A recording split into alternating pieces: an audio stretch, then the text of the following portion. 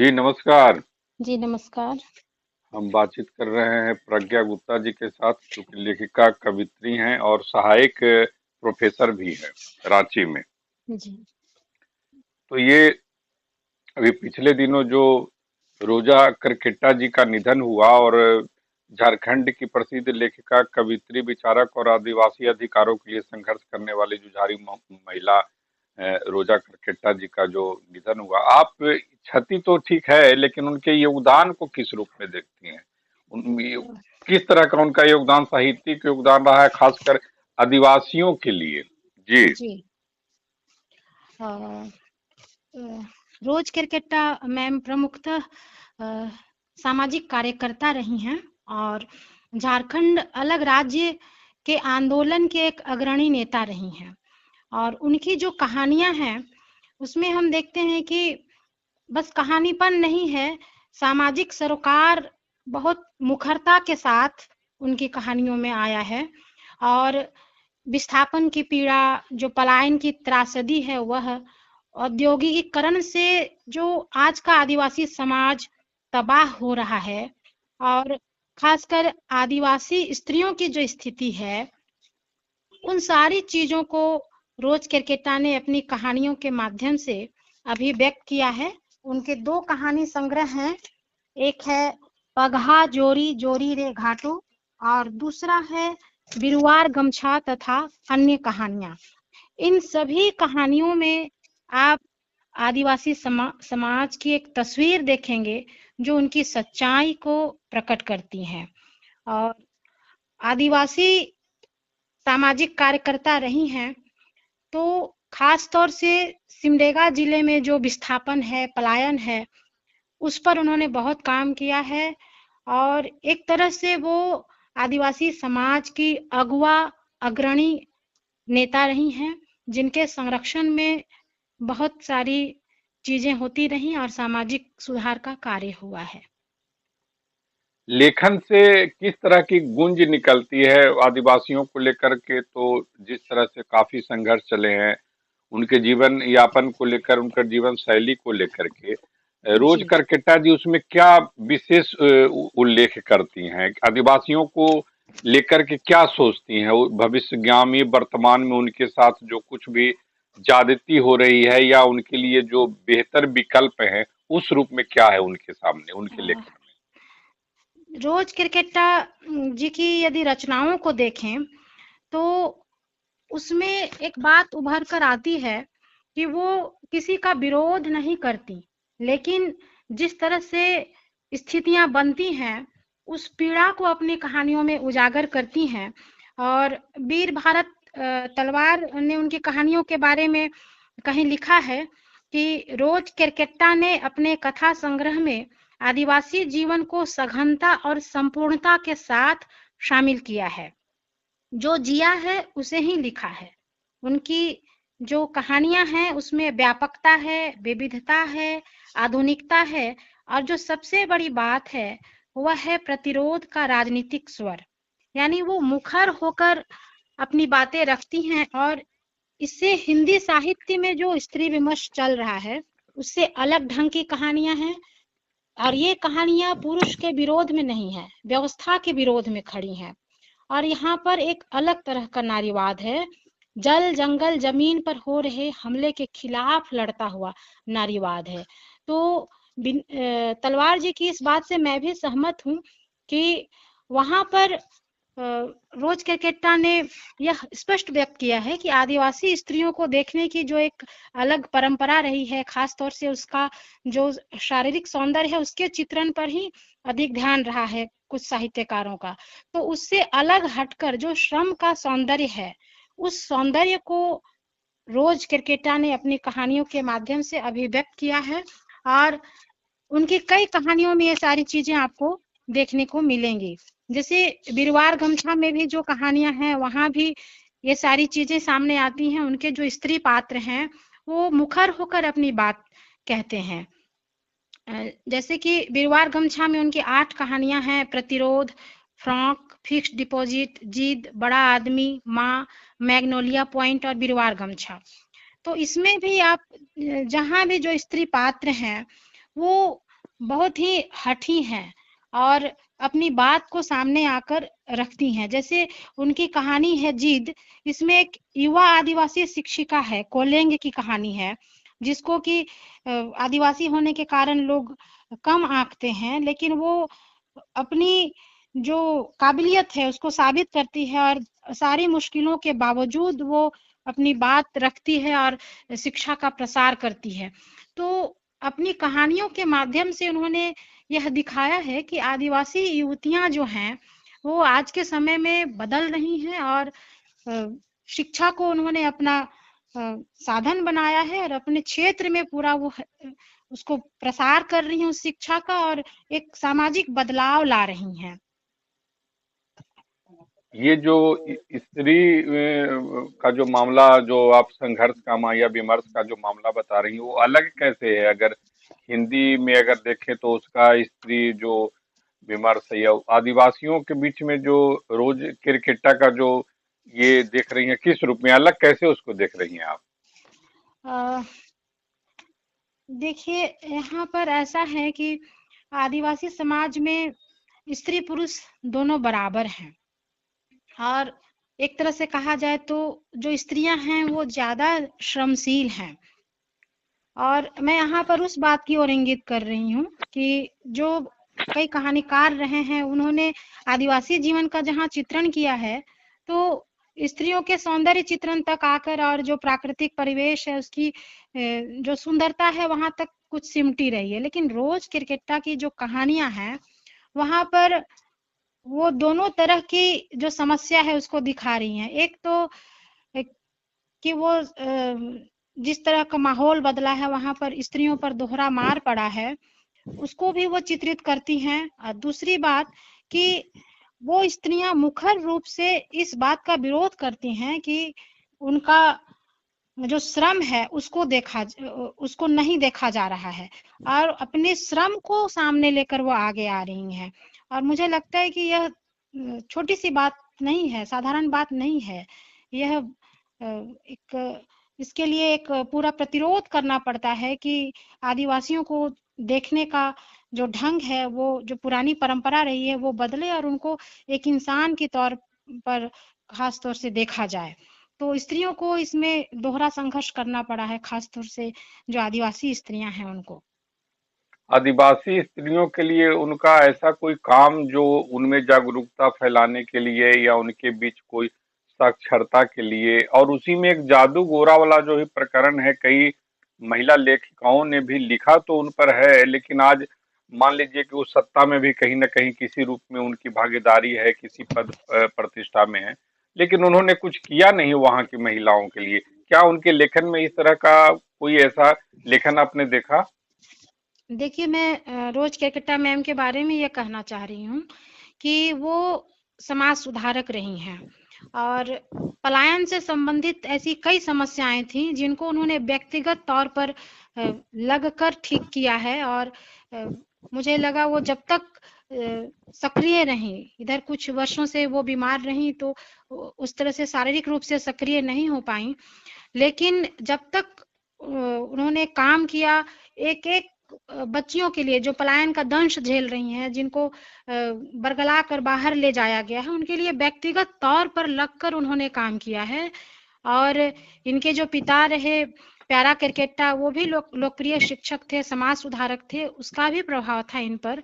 और रोज क्रिकेटा की जो कहानियां हैं उसमें आदिवासी दर्शन, संस्कृति, सभ्यता सब कुछ आपको देखने को मिलेगा और स्त्रियों के प्रति जो प्रतिकार है, जो समाज में उनकी अवहेलना की जाती है, उसको भी उन्होंने दर्शाया है।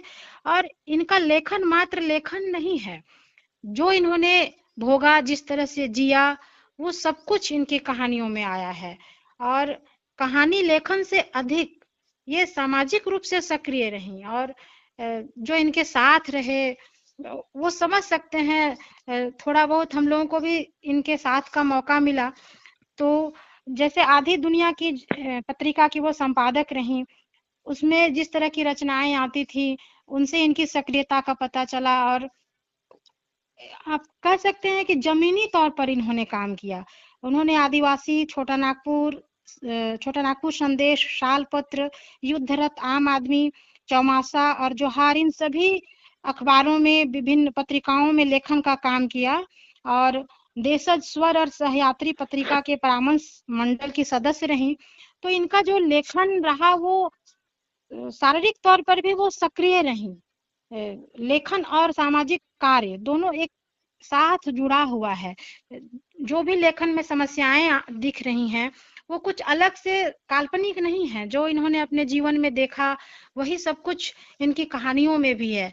जैसे बिरवार गमछा कहानी जो है, उसमें आप देखेंगे तो आप समझेंगे कि जो अगर आदिवासी कहानी पहचान।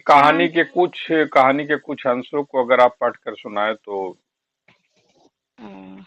जी, मैं सुना रही हूँ। इसके पूर्व दो तीन बातें इस कहानी के बारे में बताना चाह रही हूँ कि ये जो बिरवार गमछा कहानी है, इसमें जो आदिवासी पहचान है, जो अस्मिता की खूबसूरत मिसाल है, उसकी बात वो कर रही हैं। और इसमें अभी का जो समय है उसमें जो पुराने झारखंड के जो जैसे चीक बड़ाई थे, जो कि बुनकर थे और कपड़े बनाते थे, वो एक तरह से खत्म हो गई।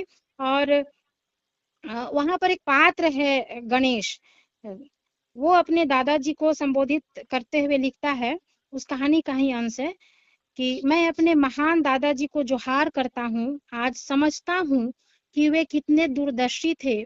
उन्होंने कहा था, करघा लुंडरी हमारी पहचान है। तो वो बिरवार गमछा लेकर दूसरे प्रदेश में जाता है और वहां पर जाकर आदिवासियों को एकजुट करता है गणेश।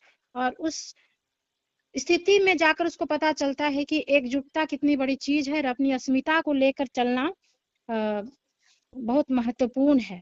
तो मैं इसका एक अंश आपको सुना रही हूँ। जी। वहां पर एक अंश जो आ रहा है उसमें आप देखेंगे कि जो यहाँ की बुनकर जाति थी वो दूसरे प्रदेश में गई और उनका पलायन होने से कैसे वो मजदूर बन रहे हैं, अपनी जो उनकी रोजगार की स्थिति थी वो कैसे खत्म हो रही है। गणेश बड़ाई सूरत के कपड़ा मिल में नौकरी कर रहा है। पहले उसके दादा घूरन बड़ाइक भी कपड़ा बुनते थे, पर बहुत जल्दी समय बदला। उनके देखते देखते धीरे धीरे बरकी, पेछौरी, मोटिया, गमछा आदि को कोई नहीं देखने लगा। उनका पुश्तैनी धंधा लगड़ाने लगा। बस बेतरा, गमछा और बिदौती यानी बेटी को विवाह में दिया जाने वाला कपड़ा साल भर में 2-4 बुनने को मिलता। बड़ा कठिन दिन आ गया। करघा लुंडरी घर के एक कोने में मौन पड़े रहते। पति पत्नी भूती कर दिन काटने लगे। भूती यानी मजदूरी करना। पति पत्नी भूती कर दिन काटने लगे तो भी उन्होंने इकलौते बेटे को स्कूल भेजा, पर पेट प्रबल हो रहा था। पैकरा बंद हो गया, यानी गांव से जो वार्षिक अनाज दिया जाता है, जो वहां के समृद्ध लोग होते हैं उसको पैकरा कहते हैं, भूति भी सिर्फ बरसात में मिलने लगा। घूरन अंदर ही अंदर जलने लगा और एक दिन पूरी तरह जल गया।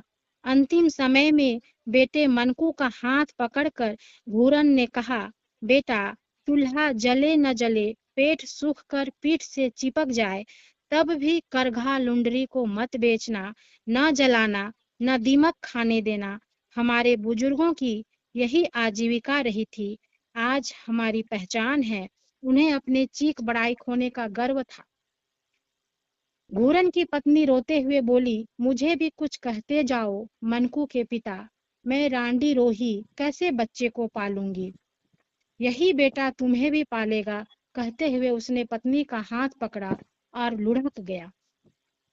मुझे लग रहा है कि इन पंक्तियों से आप समझ रहे होंगे कि किस तरह से रोजगार छीन गया। यहाँ की जो चीख बड़ाई जाती थी उसका रोजगार छीन गया आधुनिकीकरण के, औद्योगिकीकरण के कारण, और वे लोग मजदूर बनने के लिए विवश हुए। और आज भी पलायन की स्थिति है, विस्थापन की स्थिति है, अभी भी वो मजदूर ही बने हुए हैं। तो ये इनकी कहानियों में हम देखते हैं कि विस्थापन का जो दर्द है वो बहुत ही मुखरता के साथ अभिव्यक्त हुआ है। और मैं रोज केरकेट्टा दी को इस मायने में हम सबकी अगुवा मानती हूँ कि इन्होंने अपनी बातों को मुखरता के साथ रखने का साहस किया और हम सब उसको अभी लेकर चिंतन करने की स्थिति में हैं।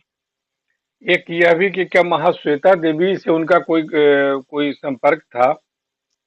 जी, इसकी मुझे खास जानकारी नहीं है, लेकिन जिस तरह से वो सक्रिय रहीं, तो मुझे आंकड़े ठीक से मालूम नहीं, लेकिन जिस तरह से सक्रिय रहीं तो इनके उनका। इनके पूरे लेखन से क्या जागृति आई आदिवासी समाज में, खासकर महिलाओं के जो अभी लिख पढ़ रही हैं उनके लेखन में? जी, इन्होंने एक तो प्यारा केरकेटा फाउंडेशन की स्थापना की, तो वहाँ पर हमने देखा कि बहुत सारी रचनाएं सामने आ रही हैं जो कि आदिवासी जीवन को प्रस्तुत कर रही हैं, और उनकी जो बेटी हैं वंदना टेटे उसको लेकर आगे चल रही हैं। और खास तौर से इन्होंने जो प्रेमचंद की कहानियां हैं उसका खड़िया भाषा में अनुवाद किया, और सर्व शिक्षा अभियान के साथ जुड़ी पहली कक्षा से लेकर 5वीं कक्षा तक जो खड़िया भाषा में बहुत सारी महत्वपूर्ण रचनाओं का उन्होंने अनुवाद किया। पहली कक्षा से लेकर 5वीं तक खड़िया भाषा में जो एक प्राथमिक शिक्षा हो सकती है उसके निर्माण में इनका योगदान रहा। एक तरह से वो अगुवा रही सबकी। और प्रेमचंद की जो कहानियां हैं उसका प्रेमचंदा लुंगकाय, यानी प्रेमचंद की कहानियों का खड़िया अनुवाद किया। खड़िया कहानी संग्रह जो मौखिक रूप से कहानियां थी उनको उन्होंने सिकोय सुलो लोद्रो सोमधि नाम से कहानी संग्रह निकाला। जो खड़िया कविता थी, जो लोक कथा संग्रह था, उसको हेपेंग अकड़िगन बेर नाम से निकाला। जो खड़िया निबंध संग्रह है उसका संकलन किया। खड़िया गद्य पद्य संग्रह का संकलन किया। फिर जुचकर डांड सेमो को डकई नाम से खड़िया जो लोक कथाएं हैं उनका संग्रह किया। और जो वैचारिक लेख हैं स्त्रियों से संबंधित उनको संग्रहित किया। और हिंदी की 2 रचनाएं उन्होंने हम लोगों को दी, पगहा जोरी जोरी रे घाटो और बिरवार गमछा तथा अन्य कहानियां। तो खड़िया समाज से आती थी, तो खड़िया समाज और हिंदी समाज को जोड़ने का इन्होंने काम किया। और सिमडेगा जिले में खड़िया ज्यादा है, तो वहाँ का जो समुदाय था, उसके जो रीति रिवाज, उसकी जो संस्कृति, उसकी जो समस्याएं, उन सारी चीजों को वो अपनी रचनाओं के माध्यम से लेकर आई सामने। और एक तरह से अपने पिता की जो विरासत रही उसको भी उन्होंने आगे बढ़ाया, और अपनी रचनाओं के माध्यम से हिंदी साहित्य को समृद्ध किया। खड़िया की जो मौखिक परंपरा थी उसको सामने लाने का प्रयास किया। तो मैं समझती हूँ कि उनका योगदान है और उसे हम कभी नहीं भूलेंगे। हमारे जीवन में वो सारे जो उनकी रचनाएं हैं वो हमारी अग्रणी भूमिका में रहेंगी। हमें आदिवासी समाज को समझने की एक नई चेतना देती हैं उनकी रचनाएं। तो इस मायने में उनका योगदान बहुत ही कुछ और महत्वपूर्ण है। सवाल ये कि झारखंड आंदोलन को लेकर आपने जिक्र किया कि झारखंड आंदोलन में झारखंड को लेकर उनका सपना क्या था? क्योंकि जिस तरह से राजनीति हम देख रहे हैं, राजनीति हस्तक्षेप वगैरह दे रहे हैं, उसमें विकास कहीं ना कहीं बाधित होता है आदिवासियों को लेकर के, खासकर उनकी जी जी अस्मिता, उनकी संस्कृति, उनकी शैली। औद्योगिकरण काफी हो रहे हैं, उसमें भी कहीं ना कहीं जो है एक तरह से मैंने उस आदिवासियों की अस्मिता के खिलाफ कहीं ना कहीं खिलवाड़ हो रहा है। और अंधाधुंध औद्योगिकरण कर रहे हैं, उसमें कहीं ना कहीं उनकी जो झारखंडियत की अस्मिता है वो प्रभावित हो रही है। जी। जी। तो जैसे तो जितना मैंने उनको समझा है, तो उससे मुझे यह समझ में आया कि जो विकास के नाम पर जो तौर तरीके लादे गए और उसके वजह से जो विस्थापन, जो पलायन है, उसका इन्होंने लगातार प्रतिरोध किया। और कुछ उस तरह से उग्र तौर पर नहीं, बल्कि आदिवासी समाज में भी जो समस्याएं थी, जो रूढ़ियां थी, उनको भी उन्होंने दूर करने के लिए प्रेरित किया। और खास तौर से आदिवासी स्त्रियों को सजग करने का उन्होंने काम किया। एक तरह से हिम्मत बंधाई, एक पूरा एक समुदाय तैयार किया कि वो आगे आए, अपनी बातें रखें, और जो अपनी बौद्धिकता है उसको प्रस्तुत करें, अपनी भाषा के महत्व को समझें, खास तौर से मातृभाषा। उन्होंने खड़िया पर काम किया, और ऐसा नहीं कि खड़िया मात्र के लिए, सभी समुदाय के लोगों को उन्होंने अपनी मातृभाषा पर काम करने के लिए, खास तौर से जो झारखंड में क्षेत्रीय भाषाएं हैं और जनजातीय भाषाएं हैं, उन पर उन्होंने अपने आप को गौरवान्वित बने रहने के लिए और उन चीजों को साथ लेकर चलने के लिए सबको एकजुट किया। यानी वो बहुत सरल थी, सहजता से सारी बातें कहती थी। मुझे अपना एक प्रसंग याद आ रहा है, बहुत निजी सा प्रसंग है। मैं कस्तूरबा विद्यालय में बोलबा प्रखंड में वार्डन थी, और वहाँ की जो विपरीत परिस्थितियां थी, मैं रो रही थी। तुरंत मैंने एमए की परीक्षा पास की थी और वहाँ गई थी, तो बहुत सारी विपरीत समस्याएं थी उस समय। वो सिमडेगा जिले में सर्व शिक्षा अभियान के साथ जुड़ी थी। तो फोन पर उन्होंने मुझे कुछ आदेश दिया और मैं रो रही थी। तो उन्होंने मुझे कहा था कि रोती क्यों हो, झारखंड की बेटी हो और मजबूती के साथ काम करो। कस्तूरबा विद्यालय में बहुत निचले तबके से बच्चे आते हैं, गरीब बच्चे हैं, इनको साथ लेके चलना है, और जो विकास का जो मापदंड है उसको कैसे लागू करना है, इन सारी चीजों को समझना है। उस समय जो व्यवस्था थी वो बहुत ही उतनी सहायक व्यवस्था नहीं थी, तो उस सारी व्यवस्था को लेकर मैं, मेरा व्यक्तिगत प्रसंग है कि मैं रो रही थी, और उन्होंने मुझे डांटा कि रोना नहीं है, इसमें मजबूती के साथ काम करना है। तो वो दृश्य मेरे दिमाग में आज तक रह गया है, और मैं समझती हूँ कि जिस तरह से उन्होंने मुझे प्रेरित किया, इसी तरह से यहाँ उनके साथ जुड़कर जो भी लड़कियों, जिन लड़कियों ने भी काम किया या जो भी उनके साथ जुड़कर रहा, उनको उन्होंने हिम्मत के साथ काम करने की प्रेरणा दी, और कहा कि परिस्थितियां विपरीत हैं, लेकिन इसमें हमें अपनी बातों को लेकर सामने आना है और अपनी बात रखनी है। खास तौर से अपना जो समाज है, अपनी जो संस्कृति है, अपनी जो भाषा है, उसको साथ लेकर चलना है, और हमें हारना नहीं है। इस व्यवस्था में हमें अपने आप को मजबूती के साथ खड़ा करना है। तो ये मुझे लगता है कि हर किसी के साथ इस तरह का अनुभव है, जो भी उनके साथ जुड़ा। एक सवाल यह भी है कि बहुत झारखंड में भी कई भाषाएं हैं, जिसमें जी खरिया भी एक है, कुरमाली है, और भी तमाम जो भाषा है, उरांव की भी एक अलग जो भाषा है, मुंडारी जी। भी एक भाषा है। इसको लेकर उन्होंने, इसको बचाने के लिए उन्होंने कभी कोई कोशिश की थी? वैसा कोई रचनात्मक संग्रह तो उनका वैसे देखने को नहीं मिला, लेकिन अन्य भाषा के जो लोग उनसे जुड़े, उनको भी उन्होंने प्रेरित करने का काम किया। पर इसकी अभी मुझे उतनी स्पष्ट जानकारी नहीं है कि कोई रचना, यदि हो सकता है कि वंदना जी कुछ संग्रहित कर रही हूँ, लेकिन अभी तक उसकी जानकारी नहीं मिली है कि संयुक्त रूप से कुछ वैसा आया। एक आखिरी सवाल कि क्या उनका कोई राजनीतिक किसी दल के साथ भी कोई उनका जुड़ाव था और उसकी नीतियों के खिलाफ या विरोध करती थी मौके बेमौके?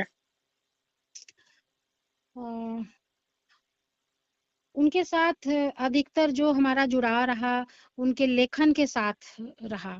तो लेखन में तो उस तरह से चीजें सामने नहीं आई हैं।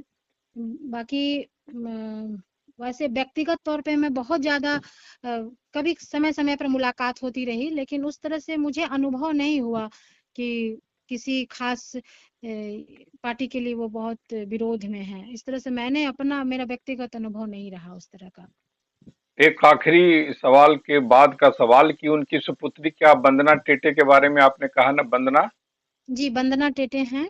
वो क्या प्यारा कि क्रिकेटा फाउंडेशन जो इन्होंने रोज जी ने चलाया, उसी को लेकर आगे चल रही हैं। वहां वो पर किस झारखंड तरह की से काम कर रही हैं? वो झारखंड का खास तौर से जो आदिवासी समाज है, उसकी संस्कृति, रीति रिवाज, और जो वहाँ पर समस्याएं हैं, जो विडंबनाएं हैं, उन चीजों से जो जुड़ा हुआ लेखन है, उसको लेकर कर रही हैं काम। कुछ पत्रिका भी निकालती हैं वहां पर। वंदना जी भी लेखिका हैं, जी। कवित्री या जी, कहानीकार? कवित्री हैं, लेखिका हैं, समाज सेविका हैं। तो आपने इतना कुछ रोज करकेट्टा जी के बारे में बताया, रोज करकेट्टा जी के बारे में। जी जी। तो और उनकी पीढ़ी के कुछ ऐसे रचनाकार जो उनके रास्ते पर चलते हुए जो काम कर रहे हैं, रोज करकेट्टा जी के रास्ते पर चलते हुए कुछ काम कर रही हो ऐसा? जिसमें मैं आपको भी एक मान रहा हूँ, आपके अलावा और भी जो कुछ। अ, ऐसा है कि बहुत लोग हैं यहाँ पर, और चूंकि 84 वर्ष की थी तो लगभग उनकी पीढ़ी के लोग तो कम ही हैं अभी। लेकिन वंदना टेटे जी उनकी जो दृष्टि थी उसको लेकर आगे चल रही हैं। बाकी हिंदी साहित्य में यहाँ पर कई युवा रचनाकार हैं जो अपनी बातों को सामने लेकर आ रहे हैं, और यहाँ के क्षेत्रीय और जनजातीय भाषा में भी कई लोग हैं जो अभी पूरी मुखरता के साथ वो नहीं सामने आए हैं, लेकिन अपने काम में लगे हुए हैं। बातचीत के लिए आपका बहुत बहुत आभार, नमस्कार। जी जी, आपका बहुत बहुत शुक्रिया।